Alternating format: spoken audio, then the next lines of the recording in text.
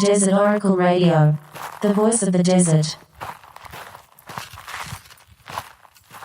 Early autumn evenings, trying to get a walk in here between the inferno and the moonless darkness to come. Well, not moonless. There's a sliver of a crescent up there.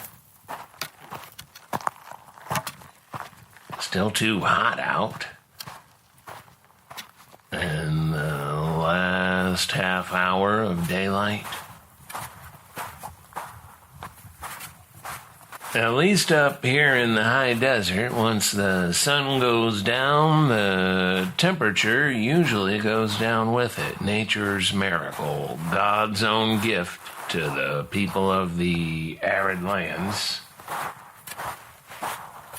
Unless it's a bad heat wave again. Or it's humid. That is something I do not love about the South, how a hot summer day comes to its close and it's still hot and you're sweaty because it's always humid, and in the distance you hear gunshots, screams.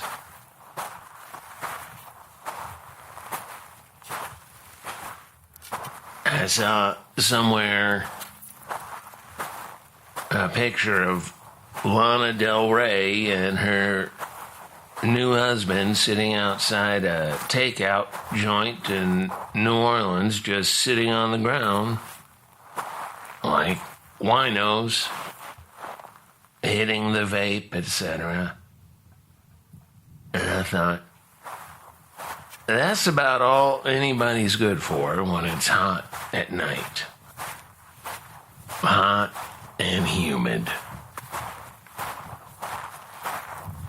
I remember some years ago, Desert Oracle did a live radio show at the Valley Bar in Phoenix. It was Brendan Mays and myself, along with Jenny Russell and Jason P. Woodbury, who was also one of the promoters, if I remember correctly. Brendan and I headed out for dinner and drinks after the show. It was maybe midnight on a summer weekend in downtown Phoenix, and it was probably 105 degrees outside. Nothing but dirty, hot concrete and pavement all around, and these sodium lights bearing down upon us. And there were these party girls just sitting out on the hot, filthy sidewalks in their little club dresses in the terrible heat and the terrible light.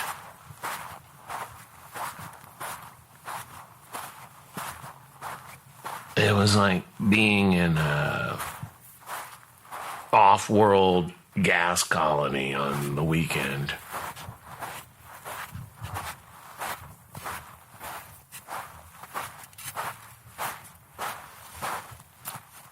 They say you lose about 2 IQ points per summer spent in a very hot place like Phoenix or New Orleans or Joshua Tree. So I must be down in the low 70s at this point, medically considered a moron. Which I think means I can get my life insurance payout early. There's some provision.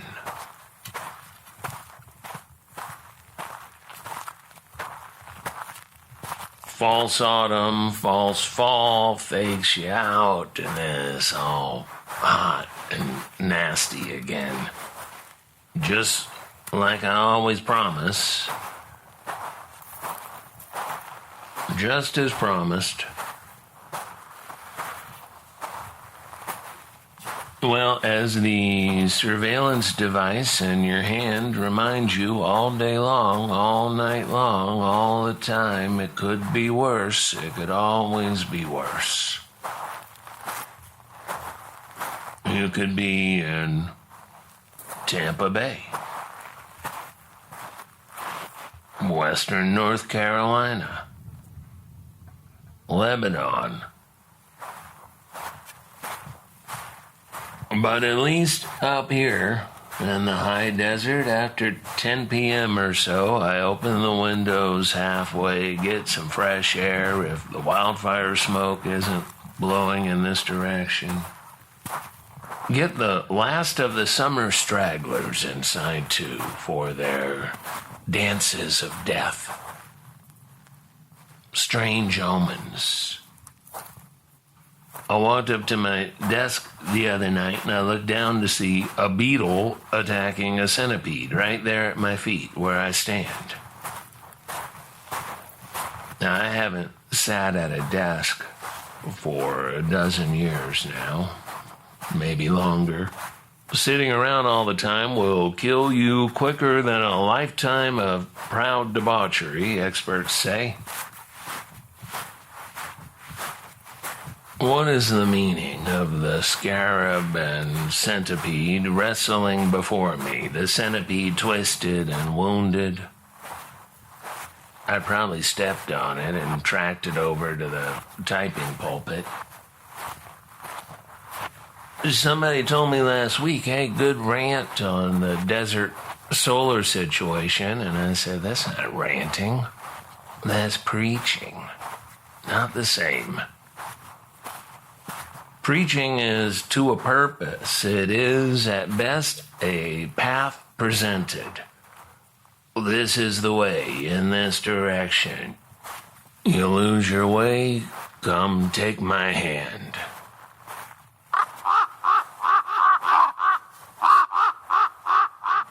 Desert Oracle Radio.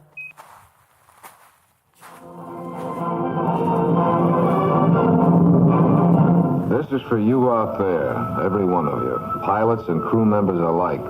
Soon you're going to be flying across the whole face of this globe, over every possible type of terrain, over Arctic, jungle, and desert.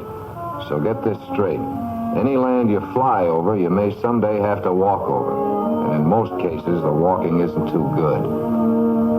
Take the desert, for instance. That means a lot of spots besides Africa. There's China and the Gobi Desert, Australia and the Great Sandy, plus the desert lands of Arabia, Iran, and Western India. All of them are rough. All of them are dry, hot, and without mercy for the men who don't know them. This is the kind of country where you fry during the day and where you can shiver with cold at night, and where a man would sell his soul for a drink of water. During the North African campaign, a lot of our men found out about this the hard way, which is the only way the desert teaches anything. That's why you'll have to know it. A fight against the desert is a fight to the finish. The Pippin and her crew can testify to that. For here's where they crash landed, one day in late summer, far off their course after blasting an Aegean target out of the war, and after paying the enemy for the pleasure of doing it. Yes, they got it right where it hurts the most. Anti-aircraft knocked out one of the engines. Messerschmitts did the rest. The B-24 was riddled from nose to tail. Navigator and radio gunner, both wounded during the fight. Even getting this far was a rugged deal. For the first time, these boys found out just how big, how empty a desert can be. Down here in the middle of nothing, it looked a lot different than it did from 10,000 feet.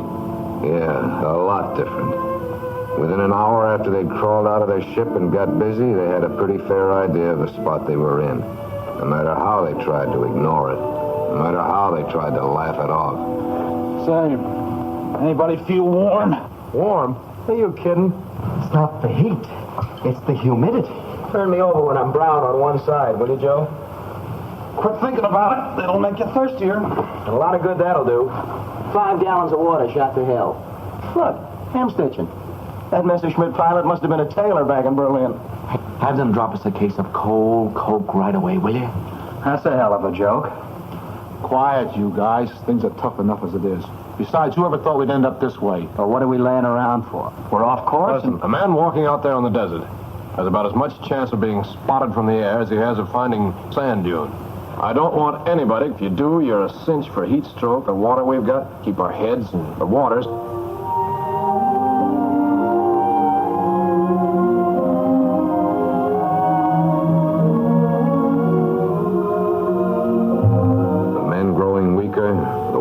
Sinking lower in the containers, and no sign of help of any kind. You have to travel light in the desert, or you just don't travel far. Dextrose tablets.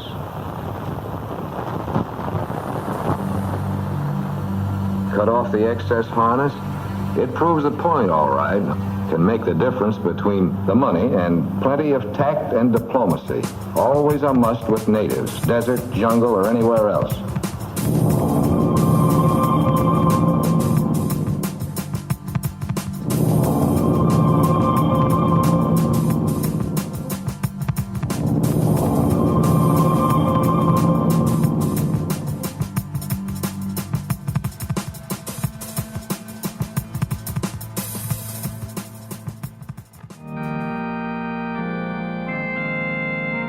Dear friends, let me ask you sincerely, does mighty God recoil from All Hallows Eve? Does our Lord above, ultimate creative force of the universe, ultimate creator of our very bones, cower in fear at the sight of a 12-foot tall, fully articulated skeleton from the Home Depot?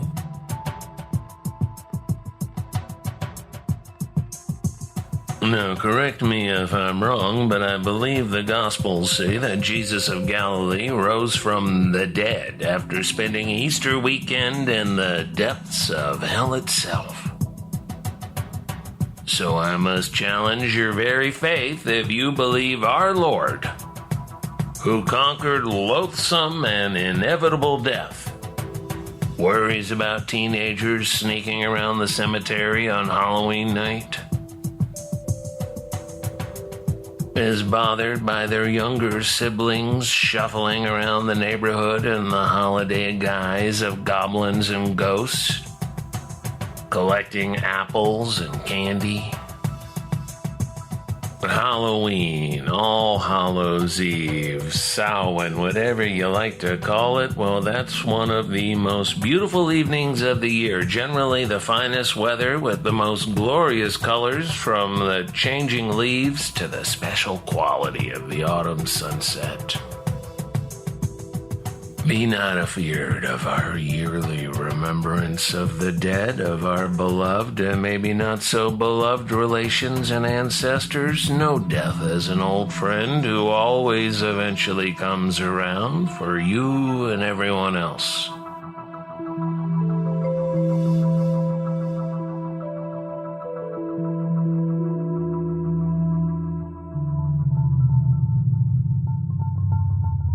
If your belief in the immortality of the soul is secure, do not shudder and sputter over the enjoyment of pumpkins and haystacks and comical gravestones made of scrap wood and whitewash.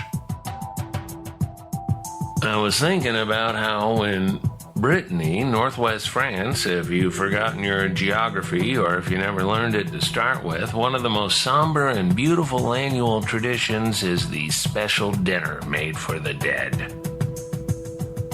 A clean white cloth is laid over the table, cider and buckwheat crepes are prepared, and local musicians who play the ancient Celtic songs come by to perform a few old favorites for the dearly departed. Sometimes, as Walter Evans Wentz reports in his anthropological explorations of that countryside, the musicians feel a cold presence move through the room, and the wooden chairs are heard to creak and moan as the spirits settle in for their ritual meal. Halloween is always a time when the past is remembered, not just those who've passed on, but times and traditions of the past that seem to be fading away. As was the case in these United States well over a century ago, too. Let me read you a few lines from the front page of the Norfolk Virginian of October 31, 1897.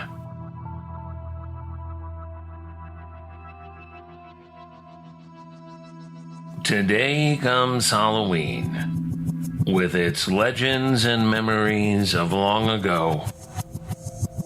Old-time festival fallen into innocuous desuetude. In former years, it was a night when witches walked and gruesome goblins played their ghoulish pranks. When lucky and luckless lovers discovered their fate.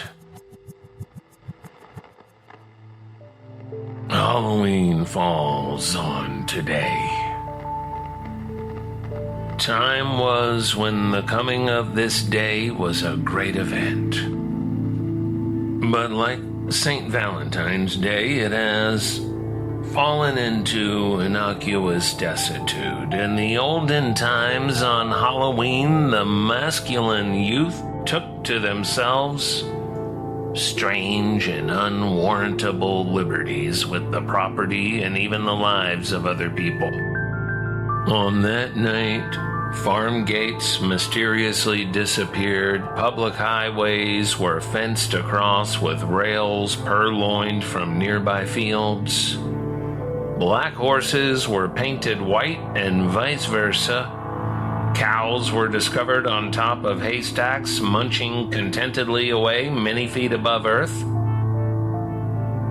In the city, doorbells were rung by mysterious and invisible hands, and all kinds of pranks were played. And woe betide the luckless lover who left his horse tied to the front yard gatepost on Halloween.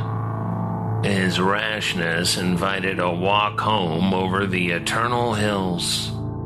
Once upon a time, too, young men and maidens were gifted with second sight on Halloween, and it was then they discovered their true lovers, either in the bottom of a well or in the curlings of an apple peel flung anxiously over the left shoulder.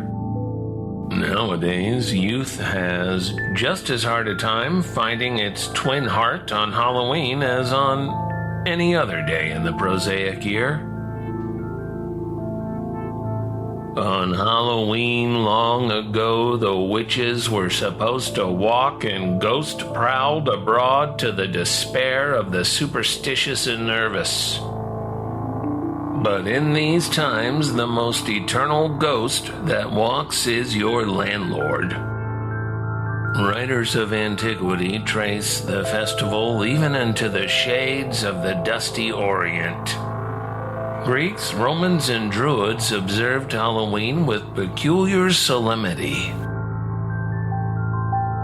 The Druids believed in the transmigration of souls, and according to their teaching, every year on Halloween, the Lord of Death brought together for final judgment the souls that had been living in the bodies of the lower animals during the 12 preceding months.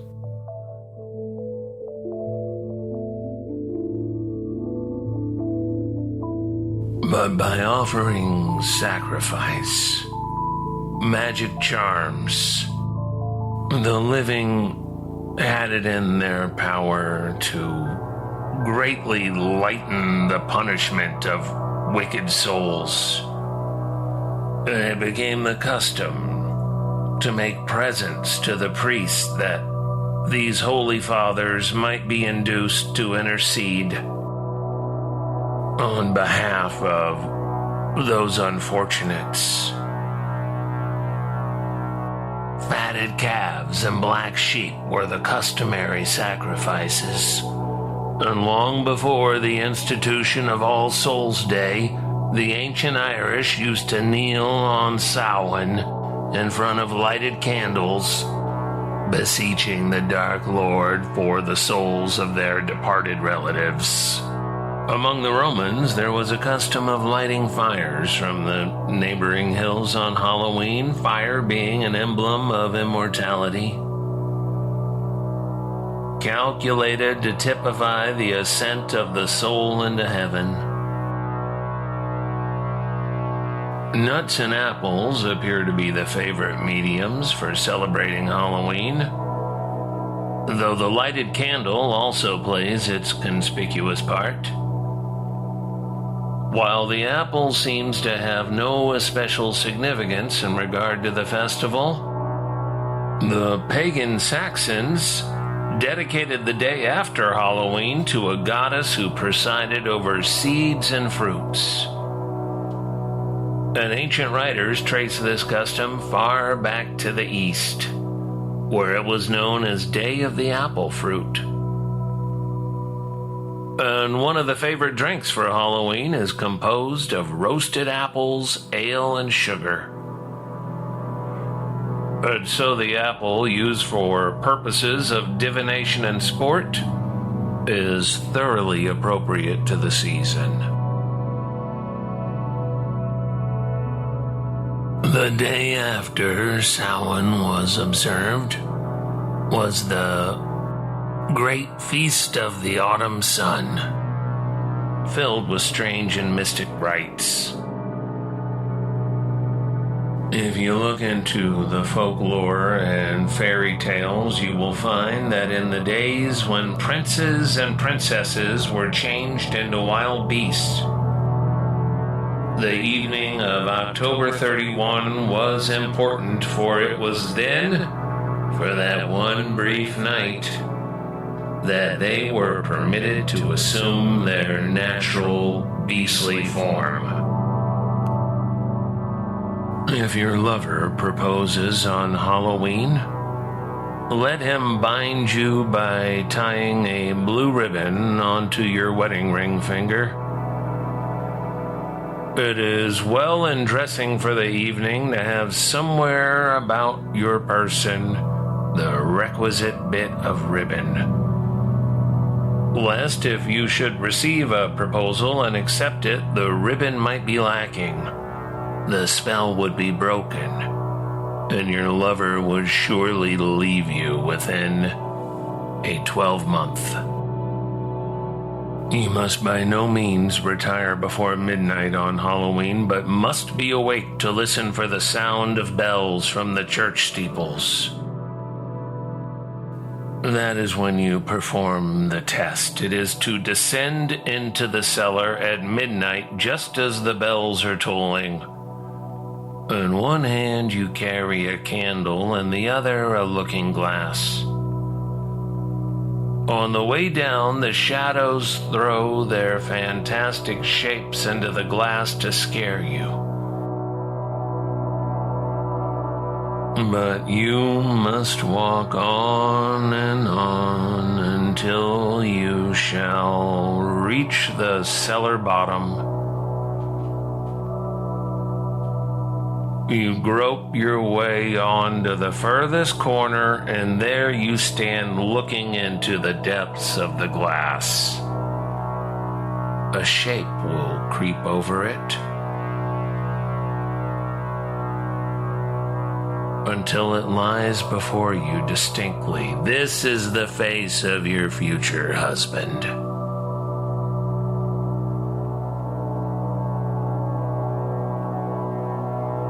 If you have an outdoor place, there is an excellent test as well. On one side of the house, build a bonfire so as to make the blackness around more intense. Take a ball of cord in your hand and tie the end of the string around your finger. Throw the ball as far as you can and follow it into the night. In that direction lies your fate.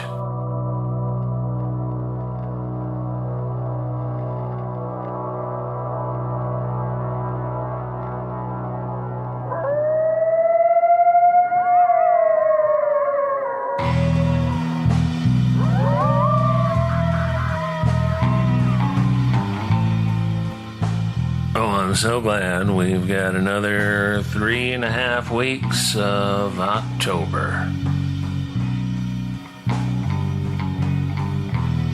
From Amboy to Isaacs and broadcasting across the great Mojave Wilderness, you've been listening to Desert Oracle Radio.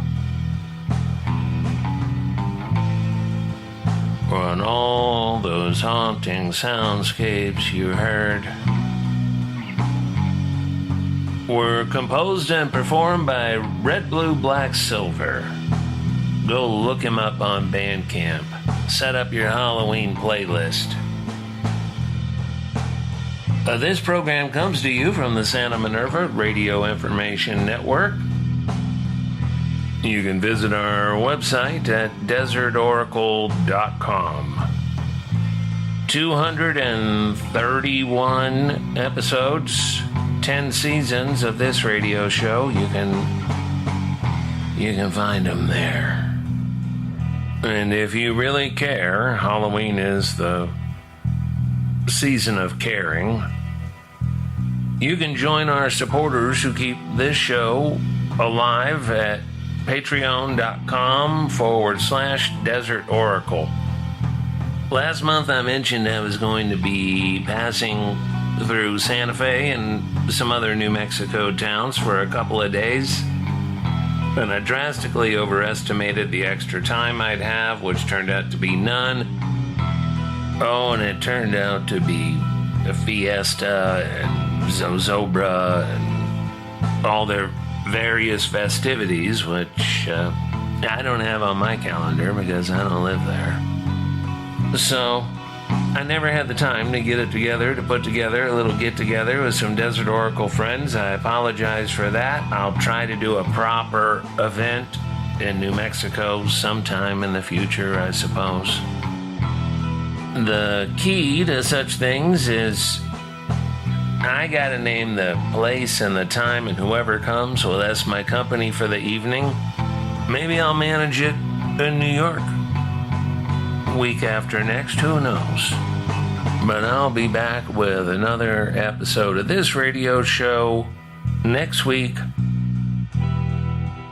Good night from the voice of the desert.